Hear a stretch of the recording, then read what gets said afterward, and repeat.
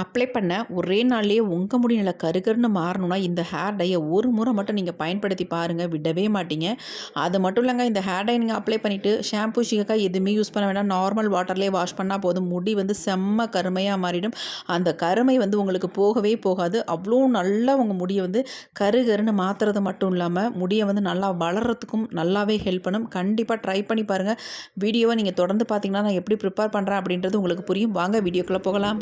இன்றைக்கி நம்ம ஒரு சூப்பரான ஹேர் டை தாங்க ரெடி பண்ண போகிறோம். செம்பருத்தி பூக்களை வச்சு இந்த ஒரு அருமையான ஹேர் டையை நம்ம ரெடி பண்ணி எடுக்க போகிறோம். எந்த அளவுக்கு ரிசல்ட் கொடுக்குன்னு பாருங்கள். ஆல்ரெடி நமக்கு தெரியும் செம்பருத்தி பூக்கள் நம்ம முடியல நல்லாவே கருமையாக பிடிக்கும் அப்படின்ட்டு, கலரை நல்லா மாற்றி கொடுக்கும் அப்படின்றது நமக்கு நல்லாவே தெரியும். அதனால் நம்ம இன்றைக்கி செம்பருத்தி பூ வச்சு இது கூட ஒரு முக்கியமான ஒரு 2 பொருளை மட்டும் ஆட் பண்ணி இந்த ஹேர் டையை வந்து ப்ரிப்பேர் பண்ண போகிறோம். வாங்க எப்படி பண்ணுறது அப்படின்றத நம்ம பார்த்துட்டு வந்துடலாம். ஆல்ரெடி இந்த பூக்களை வந்து நல்லா வாஷ் பண்ணிட்டு தான் எடுத்து வச்சுருக்கேன். இப்போ நம்ம இந்த பூக்களை அடியில் உள்ள காம்புகளை மட்டும் இந்த மாதிரி எடுத்துகிட்டு, இது வந்து ஒவ்வொரு கொஞ்சம் கொஞ்சமாக பூக்கிறதெல்லாம் நான் எடுத்து ஃப்ரிட்ஜில் வச்சு ஸ்டோர் பண்ணி வச்சதுனால இந்த அளவுக்கு எனக்கு கிடச்சிருக்கு. ஏன்னா இப்போ சீசன் நமக்கு ரொம்ப ரொம்ப கம்மி, அதனால் பூக்கள் அதிகம் கிடைக்கிறதில்ல. அன்னன்னைக்கு பூக்கிறத நான் எடுத்து வச்சு இந்த மாதிரி யூஸ் பண்ணிகிட்ருக்கேன். அதனால் வாடி இருந்தாலும் ஒன்றும் பிரச்சனை இல்லை. ஆனால் ஃப்ரெஷ்ஷாக தானே உங்களுக்கு பயன்படுத்தணும் அப்படின்றதெல்லாம் கிடையாது. அப்படியே உங்களுக்கு பூக்கள் கிடைக்கல அப்படின்னா தாராளமாக நீங்கள் வந்து பொடிகளை கூட பயன்படுத்தி இந்த ஹேர் டையை ப்ரிப்பேர் பண்ணலாம். இருந்தாலும் இந்த மாதிரி நேச்சுரலாக நீங்கள் ரெடி பண்ணும்பொழுது நல்ல உங்களுக்கு ரிசல்ட் கிடைக்கும். பொடியை விட இந்த மாதிரி பூக்களை வந்து பயன்படுத்தும் பொழுது நல்ல உங்களுக்கு ரிசல்ட் கிடைக்கும்.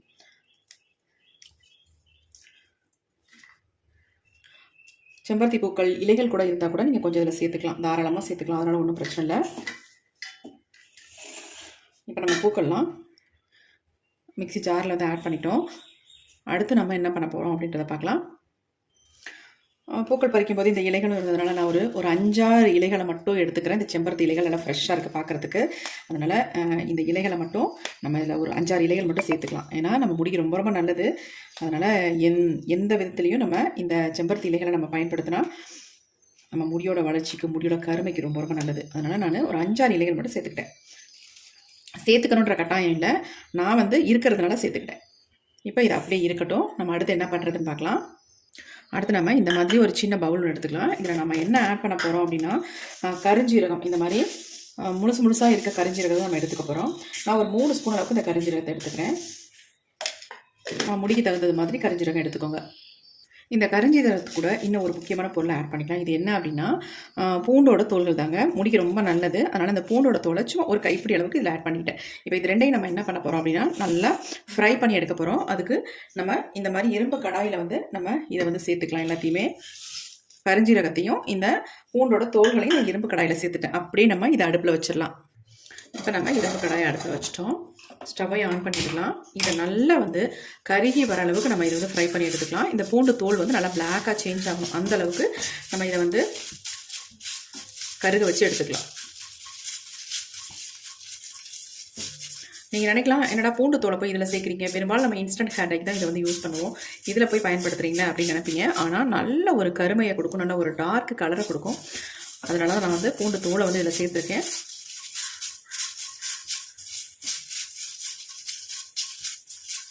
இப்போ நம்ம ரெடி பண்ணிட்டு இருக்க ஹேர் டை வந்து இன்ஸ்டன்ட் ஹேர் டை கிடையாது. நேச்சுரலாக நம்ம முடியை வந்து நல்லா கருன்னு மாற்றி கொடுக்கும். நீங்கள் அப்ளை பண்ணி ஒரு 2 டைம் அப்ளை பண்ணாலே உங்கள் முடியெல்லாம் நல்லா கருமையாகவே மாறிடும். அதுக்கப்புறம் உங்களுக்கு வெள்ளை முடியே வராது. அது மட்டும் இல்லை, அப்படியே வந்தாலும் அடியில் முளைக்கிற முடியில் மட்டும்தான் உங்களுக்கு வெள்ளையாக தெரியும். அதில் மட்டும் அடிக்கடி நீங்கள் டச்சப் பண்ணி விட்டுக்கிட்டீங்கன்னா போதும், நல்லா பிளாக்காக மாறிடும். அவ்வளோ ஒரு சூப்பரான ஹேர் டைங்க. வீடியோ வந்து ஸ்கிப் பண்ணாமல் பார்த்தீங்கன்னா தான் நான் இதை எப்படி நான் ப்ரிப்பேர் பண்ணுறேன் அப்படின்றது உங்களுக்கு டீட்டெயிலாக புரியும். கண்டிப்பாக நீங்கள் கரிஞ்சீரகத்தை சேர்க்கும்போது இந்த பூண்டோட தோல்களை ஆட் பண்ணி நீங்கள் ரெடி பண்ணி பாருங்கள். நீங்களே அசந்து போயிருவீங்க. அந்த அளவுக்கு ரிசல்ட் நல்லாயிருக்கும்.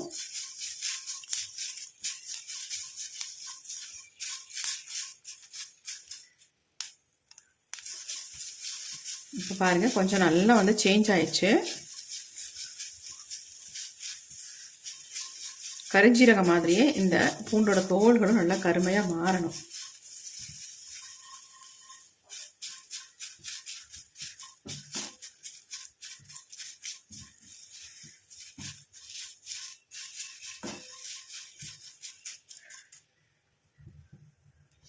இப்போ பாருங்கள், நல்லா வந்து கலர் சேஞ்ச் ஆச்சு. நம்ம ஸ்டவ்வை வந்து சுவிட்ச் ஆஃப் பண்ணிடலாம். இந்த ஹீட்லேயே இன்னும் பாக்கி இருக்கிற தோல்கள்லாம் நல்லாவே கரிஞ்சு வந்துடும். இதை ஒரு 5 நிமிஷம் அப்படியே விட்டோம்னா ஆறிடும். ஆறுனதுக்கு அப்புறமேட்டு நம்ம என்ன பண்ணுறதுன்னு பார்க்கலாம். இப்போ இந்த கரிஞ்சீரகமும் இந்த பூண்டோட தோலும் நல்லா வந்து ஆறிடுச்சு. இதை நம்ம என்ன பண்ணலாம் அப்படின்னா மிக்சியில் போட்டு நல்லா அரைச்சி பவுடர் மாதிரி இதை எடுத்துக்கலாம். இப்போ நான் அரைச்சிட்டு வந்துட்டு உங்கள்கிட்ட காட்டுறேன். இப்போ நம்ம நல்லா ஐஸாக அரைச்சி எடுத்துகிட்டு வந்துட்டோம் பாருங்கள். இந்த அளவுக்கு நைஸாக நீங்கள் அரைச்சிக்கணும். இந்த கரிஞ்சீரகத்தையும் பூண்டு தோலையும் அரைச்சிக்கணும். இப்போ நம்ம அரைச்சி எடுத்தாச்சு. ஆல்ரெடி நம்ம எடுத்து வச்சுருந்த இந்த செம்பருத்தி பூவையும் இலை கொஞ்சம் சேர்த்துருக்கோம் பார்த்தீங்களா, இது ரெண்டுலேயும் நம்ம இந்த கரிஞ்சீரக பொடியை வந்து ஆட் பண்ணிக்கலாம். எல்லா பொடியுமே இதில் வந்து ஆட் பண்ணிக்கிறேன்.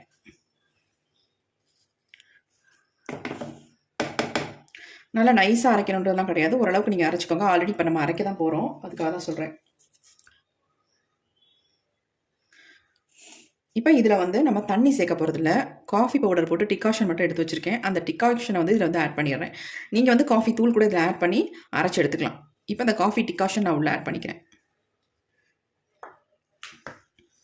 இப்போ நாம் இதை அரைச்சி எடுத்துகிட்டு வந்துடலாம். இப்போ நம்ம அரைச்சி எடுத்து வந்திருக்கோம் பாருங்கள் எப்படி இருக்குது அப்படின்ட்டு. சூப்பராக இருக்குது பார்க்குறதுக்கே. இப்போ பாக்கி இருக்க இந்த டிகாஷனையும் ஊற்றி நம்ம நல்லா நைஸாக அரைச்சி எடுத்துக்கலாம். எல்லாத்தையுமே ஊற்றிட்டேன். ஒரு 3/4 டம்ளர் அளவுக்கு நான் டிகாஷன் ரெடி பண்ணி வச்சுருந்தேன், அதை எல்லாத்தையுமே ஊற்றியாச்சு. இப்போ நான் அரைச்சிட்டு வந்துடுறேன். இப்போ நம்ம அரைச்சி எடுத்துகிட்டு வந்தாச்சு பாருங்கள் எப்படி இருக்குது அப்படின்ட்டு. நல்லா நைஸாக அரைச்சிருக்க பாருங்கள், எந்த திப்பியும் இல்லை, அந்தளவுக்கு நம்ம நைஸாக அரைச்சாச்சு. கொஞ்சம் எடுத்து காட்டுறேன் பாருங்கள் எப்படி இருக்குன்ட்டு. நல்லா வழுவழுன்னு இருக்குது, ஏன்னா நம்ம செம்பருத்தி பூக்கள் ஆட் பண்ணியிருக்கோம் இல்லையா, அது நல்லா வழுவழுன்னு இருக்குது. கலர் பாருங்கள் எந்த அளவுக்கு நமக்கு இருக்குது அப்படின்ட்டு. இப்போ நம்ம இது எல்லாத்தையுமே ஒரு இரும்பு கடாயில் ஆட் பண்ணிக்கலாம்.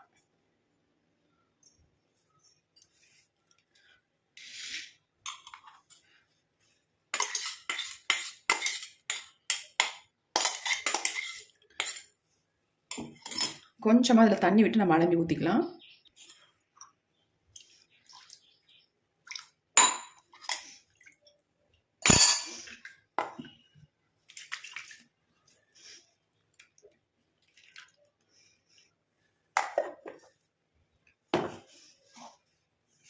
இப்போ எல்லாத்தையும் நல்லா அந்த மாதிரி கலந்து விட்டுடலாம். கலந்து வச்சுட்டு இதை நம்ம அடுப்பில் வச்சு நல்லா சூடுபடுத்தி எடுக்க போகிறோம். நமக்கு ஹேர் டை ரெடி ஆகிட்டுருக்கு. சூப்பரான ஹேர் டை. இப்போ நம்ம அப்படியே அடுப்பில் வச்சிடலாம். இப்போ நம்ம அந்த இரும்பு கடாயை அடுப்பில் வச்சாச்சு. இதை நல்லா சூடுபடுத்தி ஒரு திக்கான கன்சிஸ்டன்சி வர வரைக்கும் நம்ம சூடுபடுத்திக்கலாம்.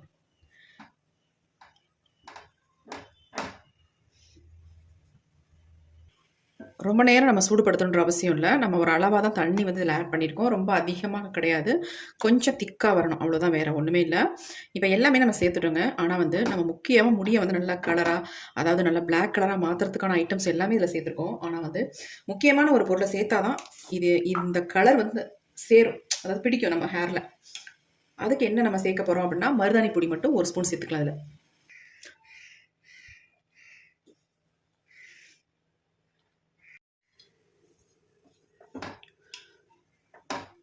இப்போ இது கூடவே வந்து முக்கியமாக நம்ம என்ன சேர்க்கணும் அப்படின்னா, ஆல்ரெடி நம்ம எல்லாம், அதாவது கருமையாக மாறுறதுக்கு வேண்டியது எல்லாமே சேர்த்துட்டோம். இன்னொரு பொருளை நம்ம ஆட் பண்ணால் தான் நமக்கு வந்து அந்த கருமை நிறம் வந்து நமக்கு நல்லா கிடைக்கும். அதுக்கு தான் நம்ம இப்போ வந்து மருதாணி வந்து 1 ஸ்பூன் அளவுக்கு நம்ம சேர்த்துக்கிறோம். சேர்த்துட்டு நல்லா அது மாதிரி கலந்து விட்டுருங்க. கட்டிகள் இல்லாமல் கலந்து விட்டுருங்க.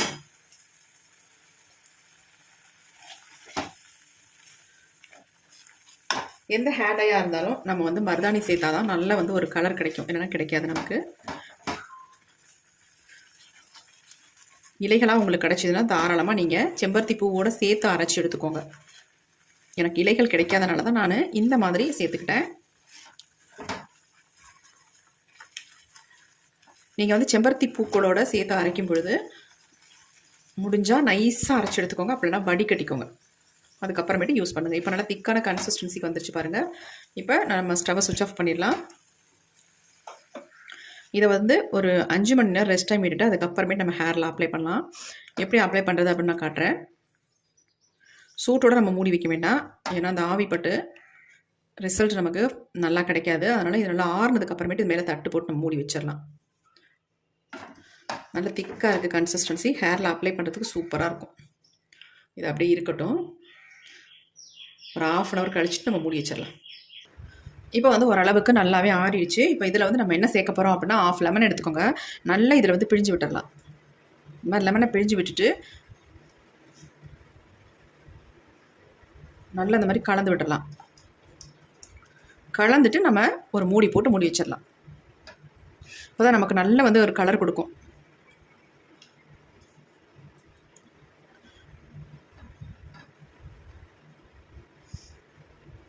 இப்போ நம்ம ஒரு தட்டு போட்டு மூடிடலாம். ஒரு 5 மணி நேரம் ஆகட்டும். அதுக்கப்புறமா ஓப்பன் பண்ணி பார்க்கலாம். நம்ம எடுத்து ஓப்பன் பண்ணி பார்க்கலாம். எப்படி இருக்குது பாருங்கள் ஹேர் டை.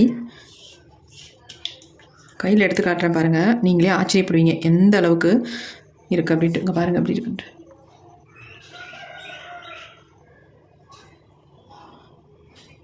அப்படியே மை மாதிரி இருக்குங்க. சூப்பராக இருக்குது.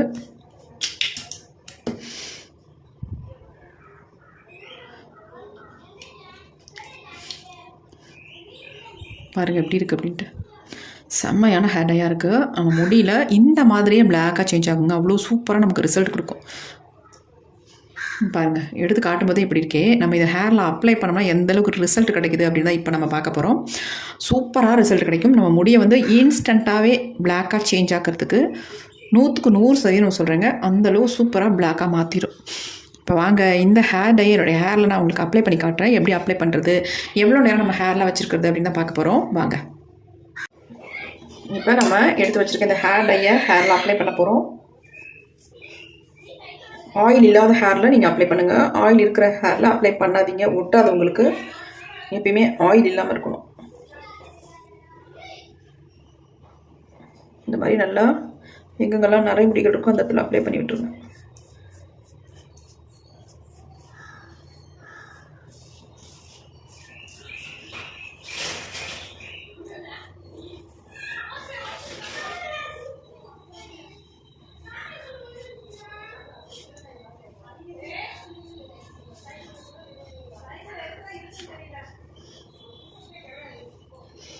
இந்த ஹேர் டை வந்து நம்ம முடியை வந்து கருமையாக்குறது மட்டும் இல்லைங்க, நம்ம முடியை வந்து நல்ல ஆரோக்கியமாக வச்சுக்கும். ஏன்னா இதில் சேர்த்துருக்க பொருட்கள் எல்லாமே நம்ம முடிக்கு ரொம்பவும் ஹெல்ப் பண்ணக்கூடிய பொருள்களை தான் நம்ம இதில் வந்து ஆட் பண்ணியிருக்கோம். அதனால் எந்த விதமான சைட் எஃபெக்டும் நமக்கு பண்ணாது.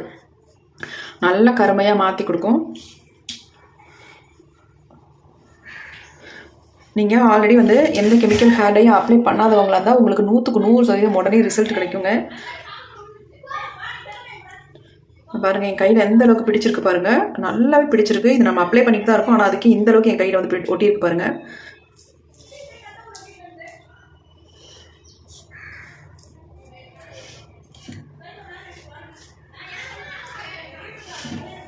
நல்ல உள்பகுதியிலலாம் ஃபுல்லாக அப்ளை பண்ணி விட்டுருங்க. பெரும்பாலும் உச்சந்தலையில் தான் அதிகமாக அது நிறைய முடிகள் வரும்.